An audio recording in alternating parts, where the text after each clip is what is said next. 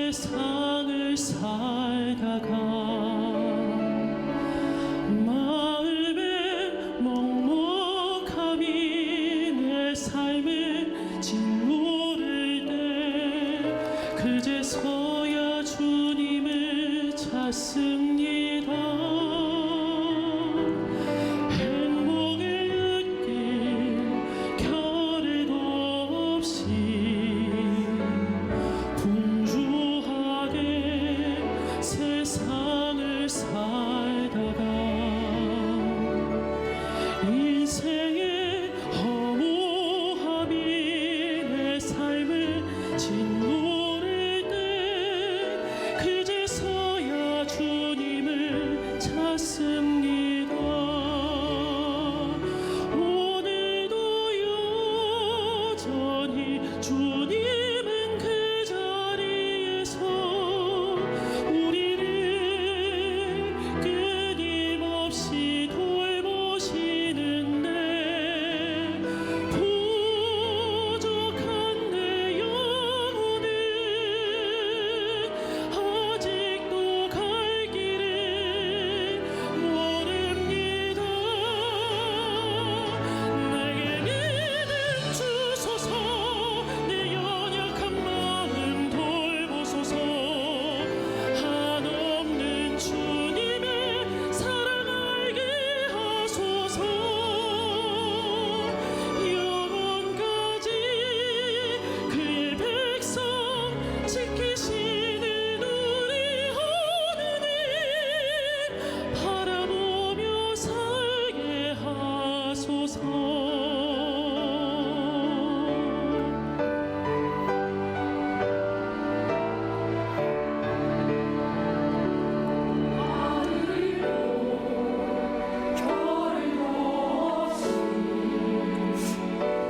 정신없이 세상을 살다가 마음의 먹먹함이 내 삶을 짓누를 때 그제서야 주님을 찾습니다. 행복을 느낄 겨를도 없이 분주하게 세상을 살다가 인생의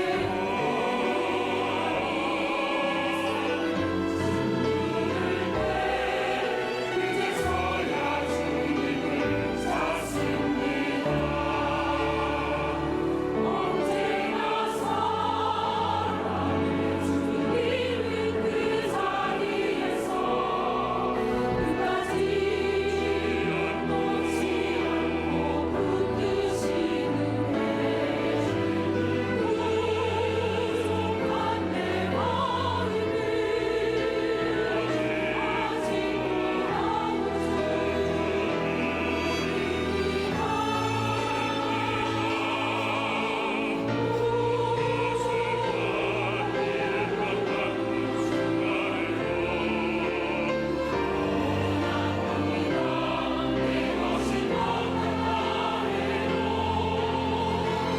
항상 지키시는 나의 주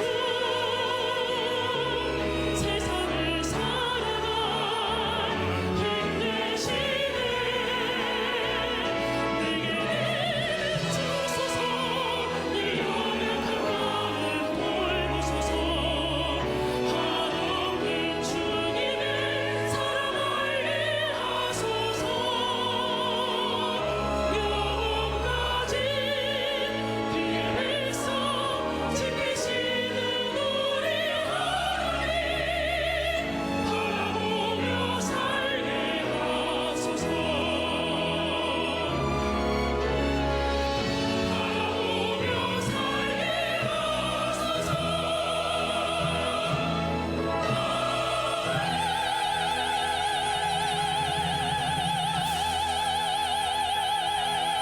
할렐루야. 하나님 앞에 영광을 돌려드립니다. 하여간 지휘자는 멋있어야 됩니다. 여러분, 뒤태가 멋있어야 돼요. 그리고 지휘하는 폼이 멋있어야 돼요. 아무리 지휘를 잘해도 폼이 좋아야 됩니다. 그렇지 않습니까? 예, 우리 삼보 지휘자 박수 한번 해드리세요. 예. 여러분, 해마다 교수신문에서 지난해를 정리하고 다가오는 새해를 희망을 담은 사자성어를 항상 만들어냈습니다. 제가 최근 몇 년 것을 살펴보았더니 2021년도 묘서동처라고 했어요. 고양이와 쥐가 함께 있다는 뜻으로 도둑을 잡아야 할 사람이 도둑놈과 한패가 되어 있단 말이죠. 2021년 2022년도는 뭐냐? 과이불개. 잘못을 저질러 놓고도 사과를 하지 않는다는 거죠. 잘못을 저질러 놓고도 고치지 않는다는 겁니다. 요즘 사회에 사과가 없어요. 사과가 인색해요. 여러분, 우리가 함께 살면서 미안합니다, 그 한마디가 그렇게 하기가 싫습니까? 저 여러분 부족한 것 여러분 앞에 죄송합니다. 얼마나 저 잘못된 것도 많이 있고 잘한 것도 많이 있지만, 그런데 이제 2023년도를 봤더니 결리망의, 이익을 보고도 올바름을 잊어먹어 버린다는 겁니다. 이익을 보고 이익 때문에 올바름을 잊어먹어 버린다는 것입니다. 이 시대의 우매자들을 우회적으로 비판하고 있는 이런 내용이죠. 이 세상에는 지혜자보다 우매자가 많다는 겁니다. 그래서 오늘 본문은 우매자의 인생을 살지 말아라. 오늘 본문에 보니까 이 구절에 우매자라는 말이 9번이나 나와요. 우매자, 어리석은 자, 아둔한 자, 다 똑같은 말이죠. 근데 이런 우매자들이 설치게 되면 지혜자가 쪽을 못 쓰게 된다는 겁니다. 더더구나 이 특별히 나라를 다스리는 사람이라든지 뭐 또 정치를 하는 사람이라든지 이런 분들이 좀 우매를 하게 되면 누가 결국 불행의 몫이 누구냐? 국민들의 것이라는 거예요. 만약에 제가 우매하고 아둔하고 어리석으면 여러분들이 결국 은혜를 받지 못하고 교인이 손해를 보게 된다는 겁니다. 그 자체가 재난이라. 자, 오늘 성경 볼까요? 전도서 10장 5절로 6절입니다. 시작. 내가 해 아래에서 한 가지 재난을 보았노니 곧 주권자에게서 나오는 허물이라. 우매한 자가 크게 높은 지위들을 얻고 부자들이 낮은 지위에 앉는도다. 여러분, 참 그 조직을 이끌어가는 사람이 우매하면 조직원이 불행하게 되어 있단 말입니다. 이런 우매자들이 지도자가 되고 조직을 다스리면 어떻게 됩니까? 조직이 망가지게 되어 있죠. 오늘 본문에서 그 답을 제시해주고 있습니다. 자, 그런 의미에서 오늘 본문은 다시 새기는 인문신답을 말씀하고 있다고 봅니다. 자, 먼저 솔로몬은 우매자와 지혜자의 차이가 어떤 것에 있는가, 그리고 우리는 어떻게 살아야 할 것인가를 제시해주고 있습니다. 우매자와 지혜자의 차이는 뭐냐? 첫째로 우매자는 적은 것을 소홀히 여기고 지혜자는 아주 적은 것도 작은 일도 소중히 여긴다는 겁니다. 그 대충 해, 우매자예요. 적은 일도 성실히. 그래, 우리 주님께서도 적은 일에 충성하는 자를 지극히 큰 상급으로 바꿔주신다고 말씀하셨지 않습니까? 여러분, 다 된 죽에 코 빠뜨린다는 속담이 있어요. 죽 잘, 옛날에 팥죽이 얼마나 맛있었어요. 옛날에는 왜 이렇게 우리 누님들 그냥 그 코에서 코가 나왔는지 잘 죽을 쓰다가 콧구멍에서 콧방울이, 그걸 또 오빠가 안 보면 모르는데 그걸 봐버렸어요. 그런 죽을 누가 먹겠습니까, 여러분? 오늘 성경에 보니까 귀한 향기름이 있다 할지라도, 아무리 뭐 옥합을 깨뜨리는 향유가 있다 할지라도 거기에 파리 한 마리, 똥파리 한 마리가 빠져서 죽어버리면 그건 향유가 아닙니다. 썩은 악취가 나게 되어 있는 겁니다. 작은 일을 소홀히 함으로써 전체를 망가뜨릴 수 있다는 것이죠. 1986년에 7명의 우주 비행사를 태운 우주선 챌린저호가 발사된 후에 73초 만에 공중에서 폭발을 해버리고 말았습니다. 폭발한 이유가 어디에 있는 줄 아십니까? 조그마한 그 고무링, 오링에 있었습니다. 오링은요, 보조 인진에 이음새로 연료가 새 나가지 않도록 딱 막아놓은 건데, 이게 너무 추워서 이음새 부분에 이 고무링의 유연성을 발휘하지 못해가지고 가스가 새 나갔어요. 그래서 불이 나서 폭파해서 그냥 완전히 다 죽어버리고 말았죠. 작은 것 하나가 이를 망그러뜨리게 만들 수 있다는 것입니다. 아무리 맛있는 국물이라 하더라도 설렁탕 비벼서 설렁탕을 먹는데 긴 머리카락이 몇 개가 딱 빠져 있으면 여러분, 그거 먹고 싶습니까? 당장 부르죠. 저는 꽤 됐습니다만은 시골에, 경상도는 시골에 그 읍단이니까 호텔이 없어요. 연합집회를 하는데. 그런데 방을 잡아놨다고 그래서 다주특실이래요. 모텔인데 가보니까 침대에 머리카락에서부터 말할 수 없는 여러 가지 그 털들이, 난 당장 짐 싸고 올라와 버렸어요. 올라와서 자고 새벽에 내려가서 오전 집회에 있습니다. 여러분, 사람이 그런 거 아니겠어요?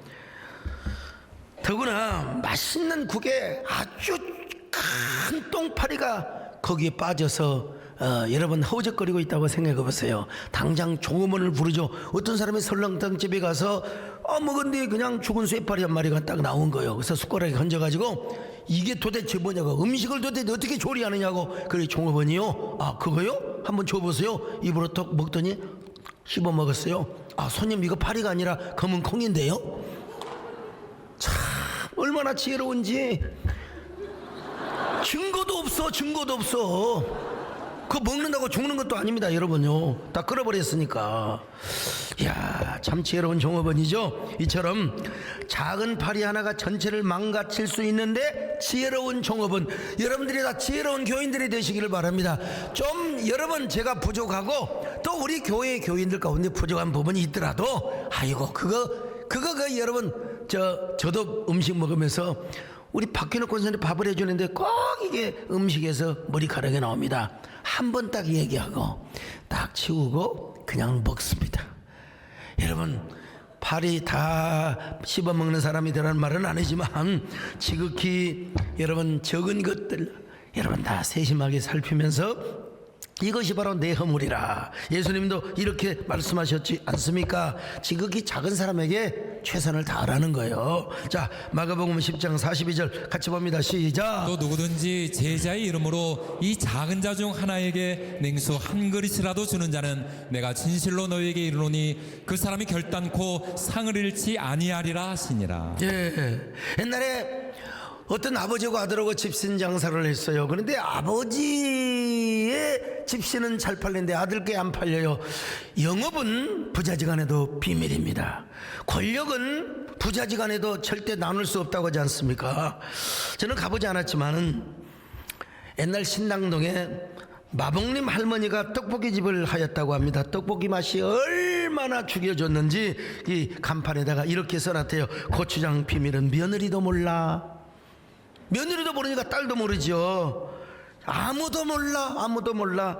그래서 그냥 그 할머니가 돌아가실 때 며느리에게 이제 그 비법을, 고추장 비법을 가르쳐 줬다고 하지 않습니까? 비밀이라는 게 그렇게 중요합니다, 여러분.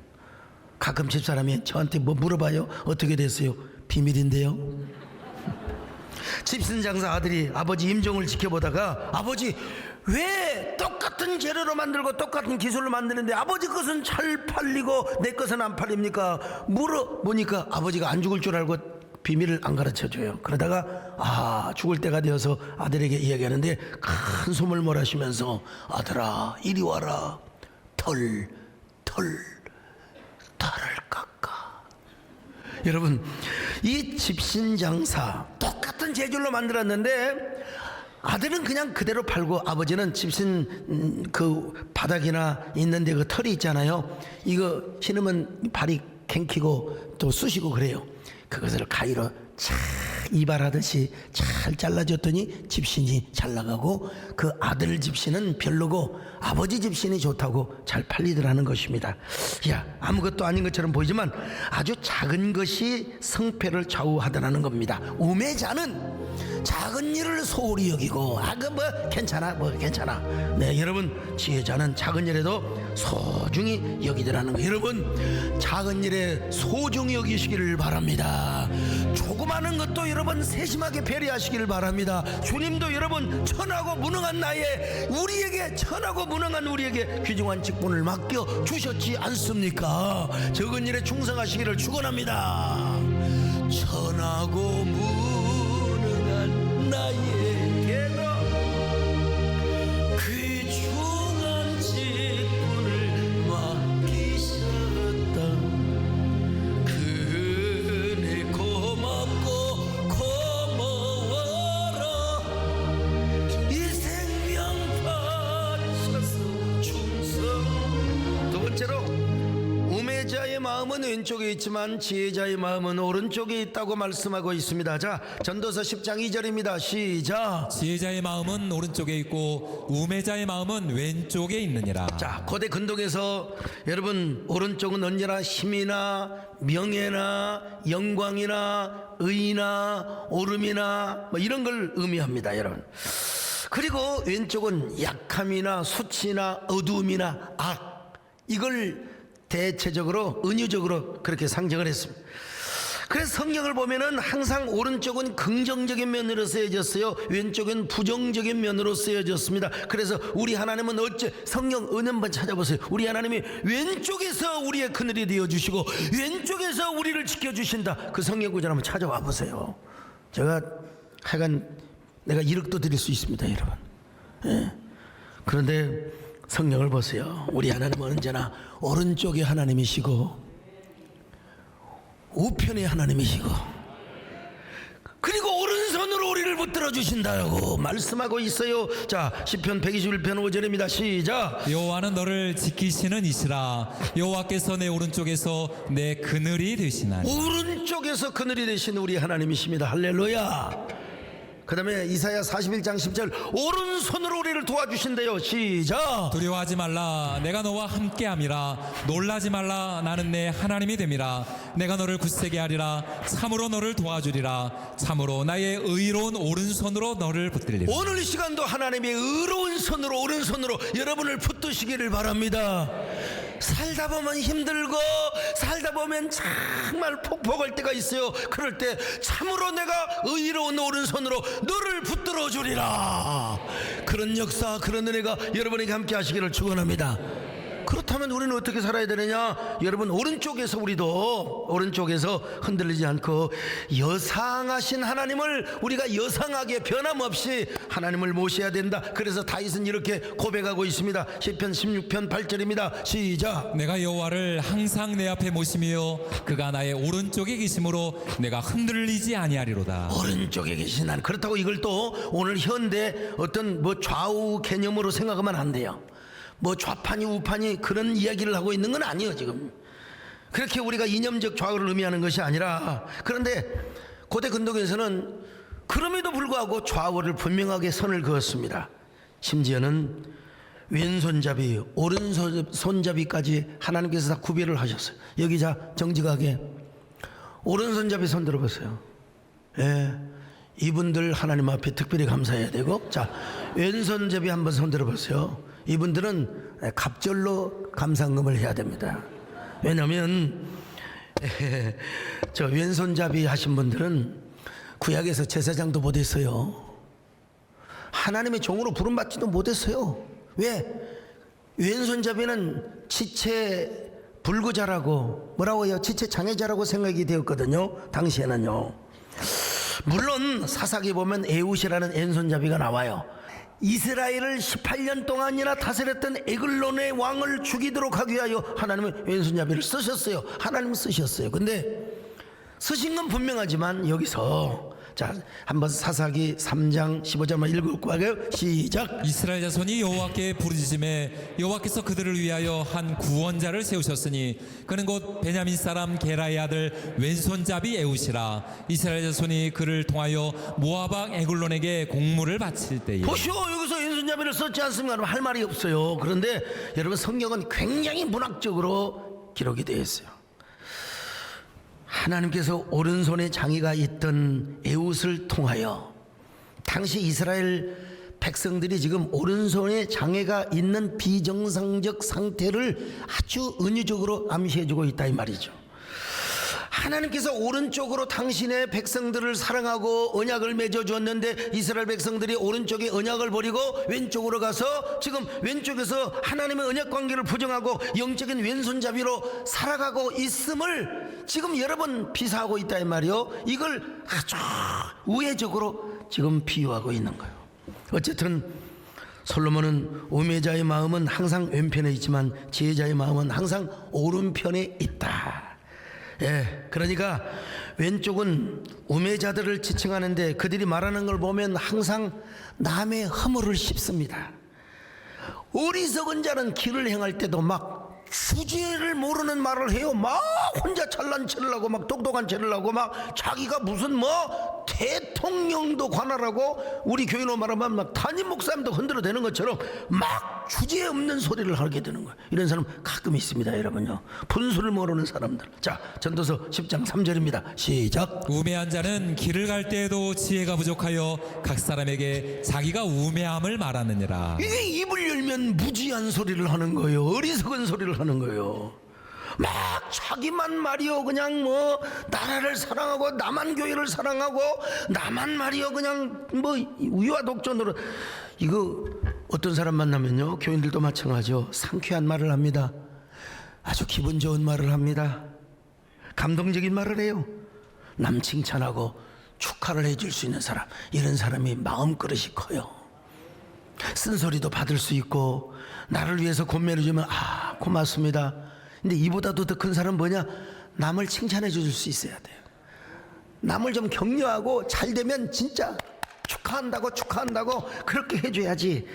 그 이상하게 말이죠. 왜 그러느냐? 그런 사람은 마음속에 깊은 우물이 있어요. 그 우물 속에서 좋은 감정이 나와서 좋은 언어가 나올 수밖에 없죠. 그래 남을 칭찬하고 언제나 선한 생각을 하고 언제나 남이 잘 되면 박수 쳐주고. 왜 그런 줄 아세요? 깊은 연못이 있어요. 근데 반대로 막 쌍욕을 하고 막 남을 저주하고 흉을 보고 막 질투하고 이런 사람은 그 안에 깊은 쓴 연못이 있어요. 생각하는 것도 악한 생각을 하고 말하는 것도 욕을 하고 남을 그냥 누구를 만나서 그냥 끄집어 당기고 막 그냥 그자 씹고 그냥 그 사람을 계속해서 그냥 엎드려지게 만드는 사람. 더러운 생각이 속에서 가득 올라오기 때문에 그렇습니다. 그러니까 막 남을 비난하지요. 입만 열면 욕을 하고 막 입만 열면 비난하는 소리를 해요. 그래서 여러분 오늘 12절에 보니까 뭐라고? 우매자는 입술을 반드시 삼가해야 한다. 12절로 13절 같이 봅니다. 시작. 지혜자의 입의 말들은 은혜로우나 우매자의 입술들은 자기를 삼키나니 그의 입의 말들의 시작은 우매요 그의 입의 결말들은 심히 미친 것이니라. 참 저보다도 성경이 노골적으로 막 미쳤니 어쩌니 이런 얘기 당하고 있잖아요. 우매자는 말이 많아요. 말이 많아. 무엇을 하든지 막 감정에 따라서 막 감정이 막 이상 기복이 심해가지고 막 어쩌다가 막 어쩔 때는 아멘을 잘하다가 어쩔 때는 뭐 하고 그냥 막 자기 기분 내키는 대로 감정 조절이 안 돼. 셀프 컨트롤이 안 돼요. 그러니까 뭐요? 내가 모시고 있는 상관을 비판해요. 막 백성들이 함부로 막 그냥 권력자, 지도자, 국가 지도자를 막 욕을 해대고 말이죠. 자기가 섬기고 있는 회사 경영자, CEO, 사장님을, 회장님을 막 욕을 해대고. 여러분, 솔로몬 이런 사람이 어리석은 사람이래요. 자, 10장 20절입니다. 시작. 심중에라도 왕을 저주하지 말며 침실에서라도 부자를 저주하지 말라. 공중의 새가 그 소리를 전하고 날짐승이 그 일을 전파할 것이니라. 말이에요. 반말은 쥐가 듣고 낱말은 새가 듣는다고 그랬어요. 절대로 누가 듣는 사람이 없는 것 같은데 여러분, 새가 듣고 반드시 권력자에게 가서 풀어버린다는 거요. 여러분, 이거 1,000원짜리인데요. 1,000원짜리 중국에서 사온 거요. 새가 반드시 가서 여러분 흉보는 사람한테 가서 전해준다는 거요. 전해준다는 거예요, 여러분. 이건 노래도 됩니다. 노래도 돼요.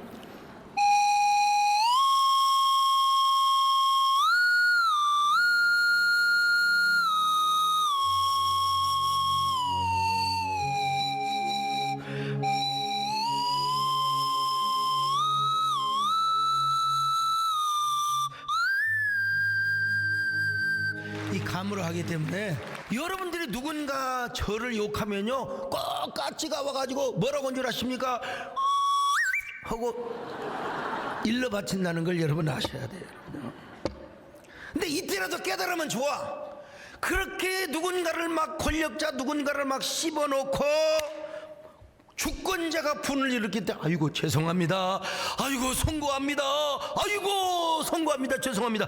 그러고 자기 주제를 알면은 이 사람은 살 수가 있어요. 자, 10장 4절입니다. 시작. 주권자가 내게 분을 일으키거든 너는 내 자리를 떠나지 말라. 공손함이 큰 허물을 용서받게 하느니라. 공손하면은 여러분 그 허물을 용서받는다는 거요. 요즘 전화 통화도 조심해야 됩니다. 어지간한 핸드폰은 다 녹음이 다 돼요. 그러니까 녹음된다 생각하고 조심스럽게 얘기를 해야 됩니다. 조심스럽게. 사람 만날 때도 조심해야 됩니다. 꼭 여러분 핸드폰으로 촬영하고 카메라로 촬영해야 되는 게 나는 몰랐는데 요즘은 시계 가지고 딱 가지고 안녕하세요 그거 딱 촬영해보라. 그리고 촬영해서 보관만 하면 좋을 텐데 이걸 또 유튜브에 까버리네 그냥. 이걸 누가 예수 믿는 사람이 더더구나 목사가 하면 목사는 욕 다 먹습니다. 상대방이 어떤 잘못을 해도 목회자가 그런 짓을 하면 참 목사의 가치가 떨어지는 거예요. 교회의 수준을 떨어뜨리는 겁니다 여러분. 그러니까 요즘 제가 국민일보 글도 썼습니다만 20대 40대가 반토막 냈대요. 복음을 잘 못 전했든지 아니면 교회가 교회다운 모습을 못 보여줬기 때문에 그런 것 아니겠습니까 여러분. 이게 뭐예요? 왼쪽 성도고 좌쪽에 목회자라는 겁니다. 지혜자는 그렇지 않습니다. 지혜자는 절대로 함정을 파지 않습니다. 이거 가지고 다니면서 이렇게 안 해요 여러분요. 자, 전도서 10장 8절입니다. 시작. 함정을 파는 자는 거기에 빠질 것이요 담을 허는 자는 뱀에게 물리리라. 이게 지금 이게 은유적인 표현인데요. 함정을 파는 지가 빠져. 하마니가 지가 장대만 지가 달리는 거죠 아니겠어요 여러분. 담을 허는 자, 담을 남을 막 걸었더니 어디선가 뭐 꼭 독사가 무는 게 아니라 그 담 속에서 독사가 숨어 있을 수도 있는 것이고, 남을 헐다 보니까 또 다른 악재가 터져가지고 내가 손해를 보게 된다는 겁니다. 오늘 본문뿐만 아니라 다른 성경도 이런 말씀을 강조하고 있습니다. 자, 시편 7편 15절입니다. 시작. 그가 웅덩이를 파 만들며 제가 만든 함정에 빠졌도다. 자, 잠언 26장 자 27절이죠. 읽습니다. 시작. 함정을 파는 자는 그것에 빠질 것이요 돌을 굴리는 자는 도리어 그것에 치리라. 여러분 혹시라도요, 요 사람 봐라, 저 녀석 내가 요 놈 할 것 없이 내가 언젠가 너를 공경에 빠뜨리라 덫을 쳐놓고 혹시라도 함정을 파는 사람 있으면 당장 미우세요. 너 하나 꼬투리 한번 생겨봐라, 내가 너를 가만히 있지 않으리라. 이런 마음 가지고 절대로 은혜 받을 수 없어요. 오늘 이 덫을 다 그냥 아무것도 아닙니다. 낫으로, 옛날에 낫으로 싹 쳐버리면 그물이 싹 찢겨져 버려요.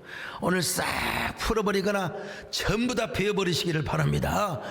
지혜로운 사람은 여러분 하나님 앞에 심판을 구하는 거지, 막 누가 나를 욕한다고 막 공격한다고 누가 막 이러고 저러고 한다고 여러분 함께 덫을 쳐놓으면 그놈이나 나놈이나 똑같은 놈이 되는 거예요. 똑같은 사람이 되는 겁니다.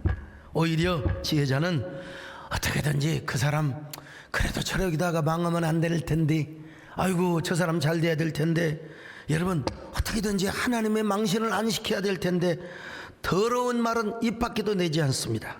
항상 은혜로운 말만 합니다. 덕이 되는 말만 합니다. 항상 서로 세움의 말을 하게 되어 있어요. 자, 그래서 사도 바울은 이렇게 말하고 있습니다. 자, 에베소서 4장 29절이요. 시작. 무릇 더러운 말은 너희 입 밖에도 내지 말고 오직 덕을 세우는 데 소용되는 대로 선한 말을 하여 듣는 자들에게 은혜를 끼치게 하라. 여러분, 우리는 먹든지 마시든지 뭐예요? 자든지 깨든지 살든지 죽든지 하나님의 영광을 위해서 말을 하고 삶을 행하라고 말하고 있습니다. 고린도전서 10장 31절 시작. 그런즉 너희가 먹든지 마시든지 무엇을 하든지 다 하나님의 영광을 위하여 하라. 여러분, 우리가 이렇게 우편 성도가 되어서 우편의 하나님을 찬양할 때 우편의 하나님이 우리에게 그늘이 되어주시고 우리의 손을 붙들어 주실 줄로 믿습니다. 믿으시면 크게 아멘합니다. 하나님은 너를 지키시는 자, 너의 우편에 그늘 되시니 낮의 해와 밤의 달도 너를 해치 못하리. 하나님은 너를 지키시는 자, 너의 환난을 면케하시니 그가 너를 지키시리라. 너의 주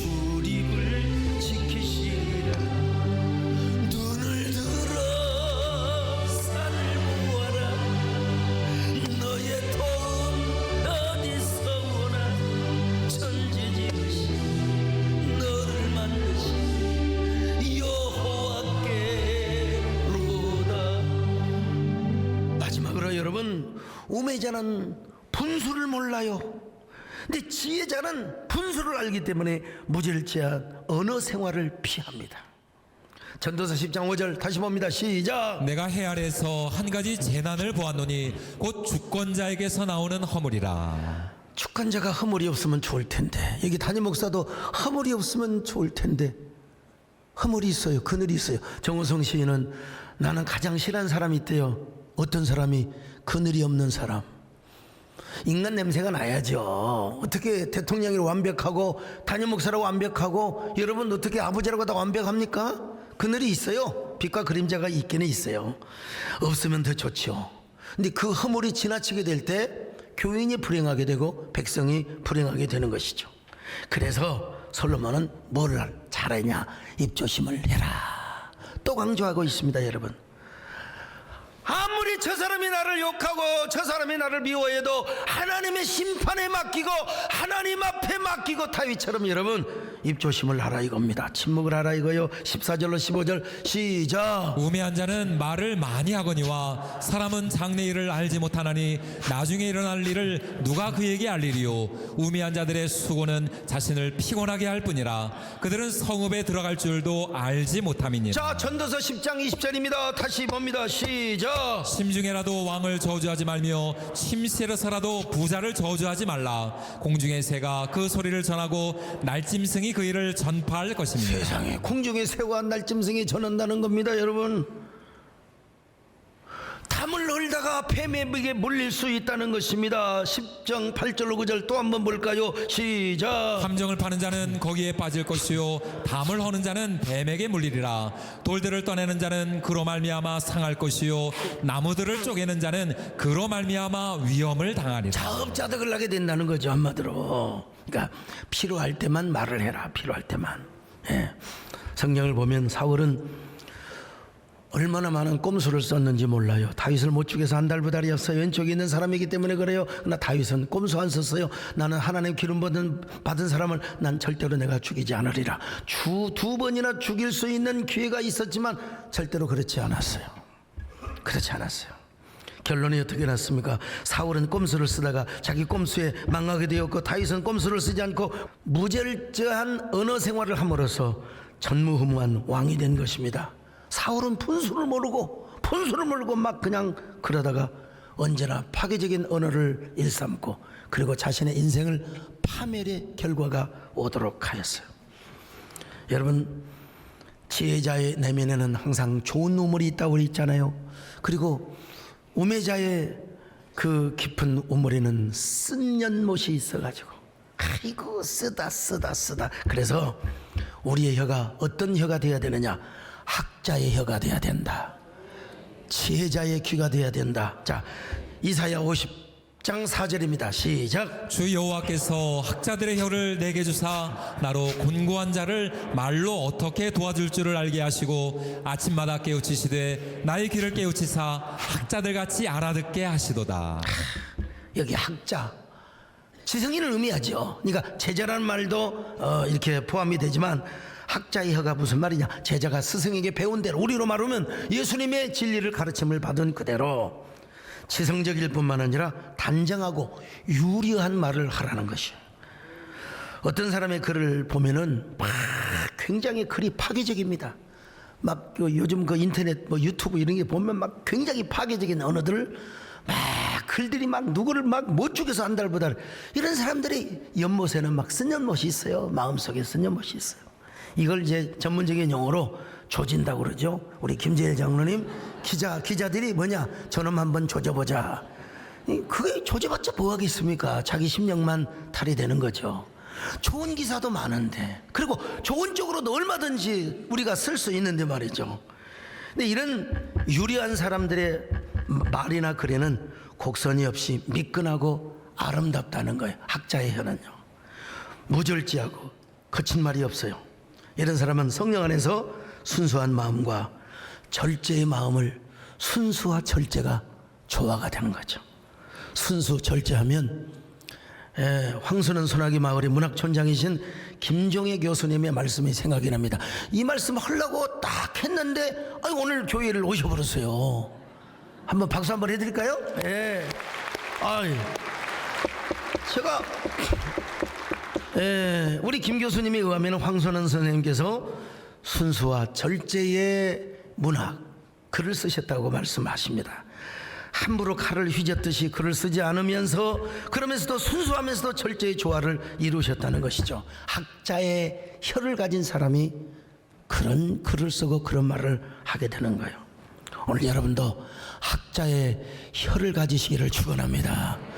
난 지금도 조금 아리송하긴 하는데 제가 어떤 분에게 진심으로 정말 사랑해서 권면을 했습니다. 목사의 양심을 가지고. 그건 아마 저의 눈동자와 저의 눈빛을 보고 제 가슴을 보면 알 수 있을 텐데 뭐 어쩔 수 없죠. 주의 종은 또 주의 종이 해야 할 말도 있고.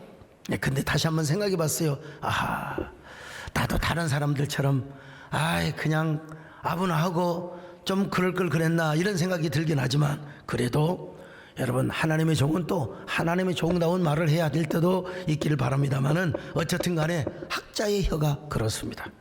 여러분 지혜자의 귀가 그렇습니다. 언제나 학자의 혀로 하나님을 송축하시기를 바랍니다. 그리고 남을 칭찬하시기를 바랍니다. 이웃에게 복음을 전하시기를 바랍니다. 칭찬의 힘이 얼마나 큰 줄 아십니까? 먼저 하나님을 부락하면 위대한 기적이 나타나요. 여러분 아시잖아요. 쫙 아수르의 군사 그리고 여호사밧 하나님의 언약궤를 모시고 나갔을 때 찬양을 나갔을 때 하나님이 직접 복병을 두어가지고 18만 5천 명 모압과 암몬의 연합군들 숫자도 셀 수 없어요. 하나님이 다 싸워 이기게 해주셨습니다. 여러분 인간도 마찬가지입니다. 사람도요. 어때요? 우리 정근사님 칭찬이 좋아요? 욕이 좋아요? 당연히 칭찬이 좋죠.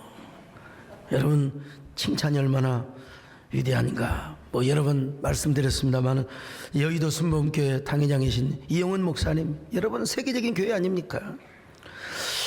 이 목사님은 설교도 설교지만 품성이 그렇게 훌륭하세요. 난 내 앞에서 누구를 욕하고 흉보고 이런 걸 본 적이 없어요. 다 좋아요. 다 좋아요. 저 조선시대 황희정성 같아요. 그냥 얼마나 훌륭한지.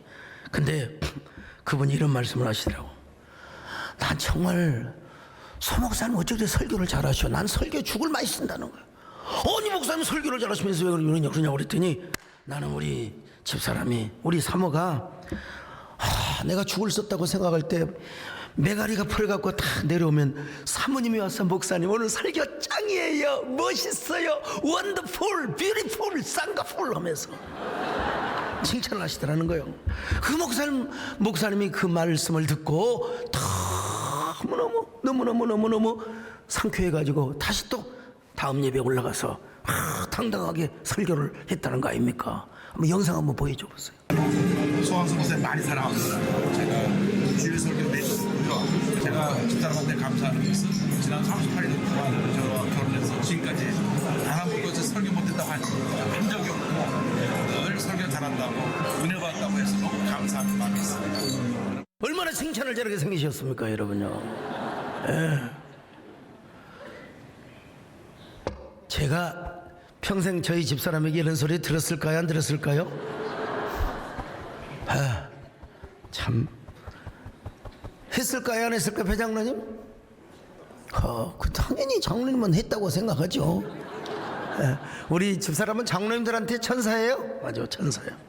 근데 어떻게 저한테는 아직도 단 한 번도 목사님 어쩌면 그렇게 설교를 잘했어요, 은혜 받았어요, 이런 소리 한 번이라도 했으면 제가 지금 죽어도 좋습니다. 목사님 이번에 나온 시집 참 좋아요, 너무 멋있어요, 이런 말 하면 내가 그냥 올라가 버리지. 근데 혹시 집사람한테 칭찬받으면 제가 오버할까 싶어서 하나님이 칭찬에 인색한 여자를 저한테 허락해 주신 겁니다. 에이 참, 한 번은 그랬어요. 이 사람아 칭찬 좀 한번 해봐, 설교 은혜 받았다고 좀 한 번 좀 해보소. 그랬더니 예 은혜 받았습니다. 이건 칭찬이 아니죠, 엄밀하게 말해서. 그렇다고 여러분 우리 집사람 나쁜 사람 아닙니다. 저한테만 엄격해요.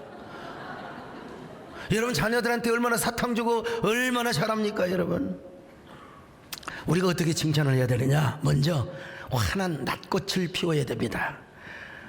웃는 얼굴은 뭣도 피해나간다? 화살도 피해나가. 웃어봐요. 화살이 싹 지나가 버려요. 웃는 얼굴은 총알도 피해나가요. 세상에서 퍼져야 할 두 가지가 있어요. 하나는 낙하산이고 하나는 우리 얼굴입니다. 얼굴하고 낙하산 안 퍼지면 죽어요, 죽어. 얼굴도 펴져야 됩니다. Yes. 이 세상에서 가장 아름다운 낫꽃이, 내가 답을 얘기해버렸네. 이 세상에서 가장 아름다운 꽃이 무슨 꽃이냐면 낫꽃이요, 얼굴꽃이요. 자, 그 환한 낫꽃으로 사람을 인정해 보세요. 그리고 그 사람을 높여 보세요. 못해도 잘했다고 여러분 축복해 보세요. 여러분 때문에 사람이 달라져요. 세상이 달라질 거예요. 저는 시를 전문적으로 쓰는 사람은 아니에요. 그래서 시가 탁탁 올 때 이게 쓰는데 그마저도 뭐 시간이 없으니까 밤새우며 비행기 탈 때 수정하고. 근데 우리 이제 문학을 전문적으로 평론하시는 우리 김정희 교수님은 딱 이게 보일 거예요. 이렇게 좀 표현했으면 좋았을 텐데 그런 말씀을 잘 안 하세요. 그리고 목회자로서 아주 사상성이 풍부하고 아주 시를 잘 쓰신다고 하니까 제가 거기에 여러분 멋진 오해를 제가 하며 살아가는 거죠. 이 거룩한 착각을 하며 살아가는 거죠. 저는 보이거든요. 누가 시집 보내오면은 딱 보면 이 사람은 B등급이다, 이 사람은 C등급이다, 이 사람 잘 쓰네. 딱 보니까 양력에 보니까 역시 신춘문예 당선되고 딱 보니까 그래요. 근데 조금 더 잘 쓰면 좋겠다. 이게 내 눈에도 들어오는데 여러분, 저는 평론가가 아닌데도 그 우리나라의 뭐 거의 가장 위대한 평론가이신데도 제 시를 잘 평론을 해주시니까 여러분 제가요 잘 이렇게 오해를 하며 살아가게 되는 겁니다. 여러분. 그 얼굴꽃이 펴지는 거야.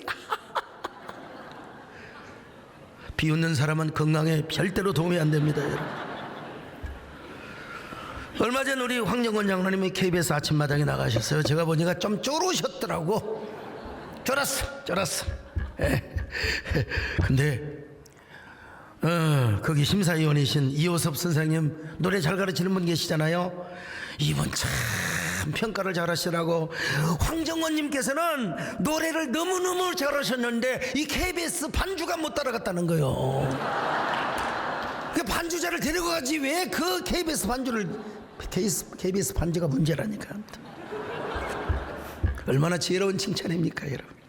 여러분 우리가 살면 얼마나 살아. 자, 모세의 고백을 한번 봅시다. 자, 시편 90편 10절임 시작. 우리의 연수가 70이요 강건하면 80이라도 그 연수의 자랑은 수고와 슬픔뿐이요 신속히 가니 우리가 날아가나이다. 요즘은 적어도요 10년 20년 플러스하면 됩니다. 우리가 보통이 80이고 강건하면 90이요 100이라고 이렇게 이제 성경을 좀 고쳐도 고칠 수는 없지만 우리가 그렇게 해석을 할 수가 있어요. 그런데 그 연수의 자랑은 수고와 슬픔뿐이라는 것입니다. 우리가 날아간대. 날아가 진짜 그러더라고요. 산에 올라가면서 비행기가 쭉 보였는데 저녁에 조금 있다 보니까 저쪽으로 김포로 다 가버렸어요. 영종도로 가버렸어요. 이런 아까운 인생을 살면서, 이렇게 짧은 인생을 살면서 분을 품고 살아야 되겠습니까? 분을 품고 그냥 이를 악물고 막 분을 품고 그러면 내 손에요. 내 손에 다 자업자득이요. 심는 대로 거둡니다. 그래서 저는 누가 뭐라고 해도 맞대응하지 않습니다. 절대 누가 뭐라고 해도 절대로. 너는 당신은 왼쪽에 있으면 나는 오른쪽에서 살아가리라. 작은 일도 내가 소홀히 여기지 않으리라.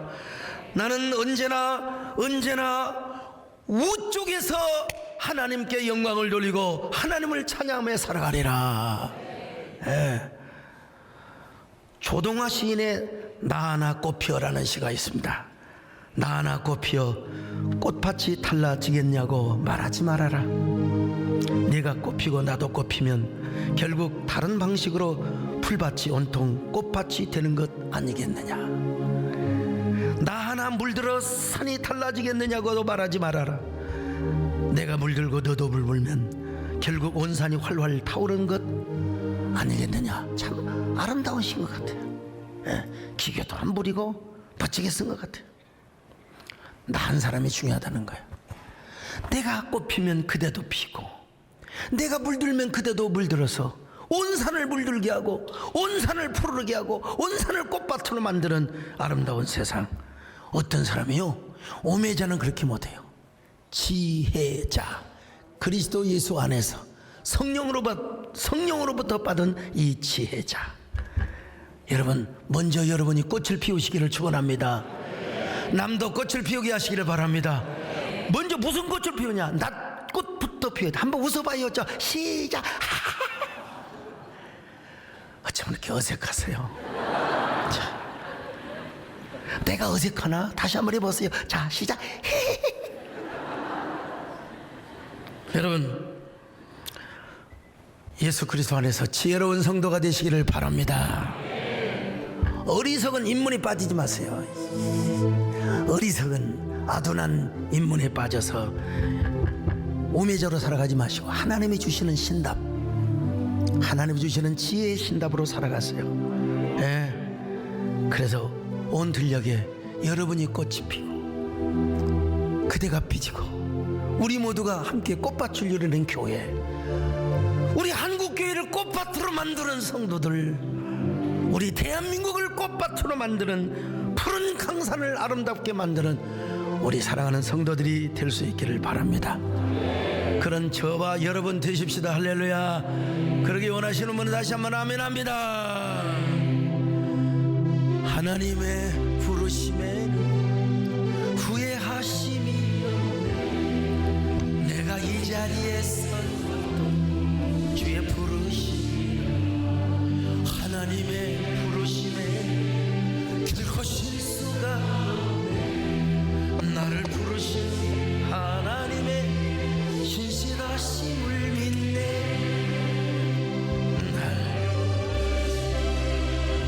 내 생각보다 크고 날 향한 게에 나의 지혜로 측량 못하는 가장 좋은 길로, 가장 완벽한 길로 오늘도 이끄십니다. 날 이끄십니다. 다시 합니다. 날 부르신 뜻 내 생각보다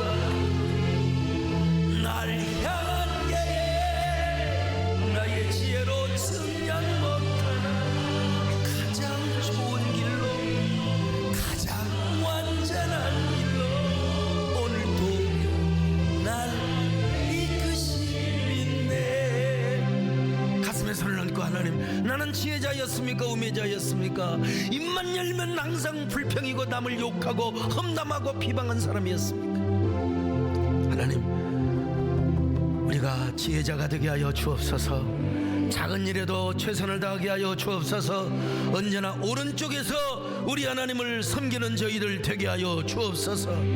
그리고 우리가 그 무절제한 어느 생활을 차지하는 저희들 되게 하여 주옵소서.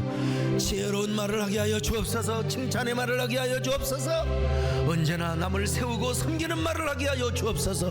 그 입으로 하나님을 찬양하고 그 입으로 하나님의 복음을 전하는 저희들 되게 하여 주옵소서. 함께 한 1분 동안 결단의 기도를 하겠습니다.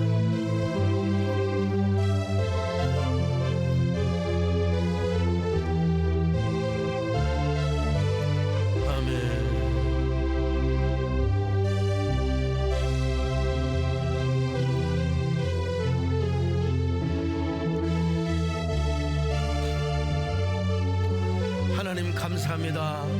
오늘 이곳에 있는 사랑하는 성도들뿐만 아니라 유튜브로 함께하는 수천 명의 성도들 다 동일한 은혜가 있게 하여 주시고 동일한 축복으로 함께하여 주시기를 바랍니다.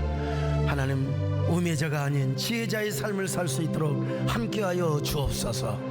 예수님의 이름으로 기도 올렸나이다. 아멘.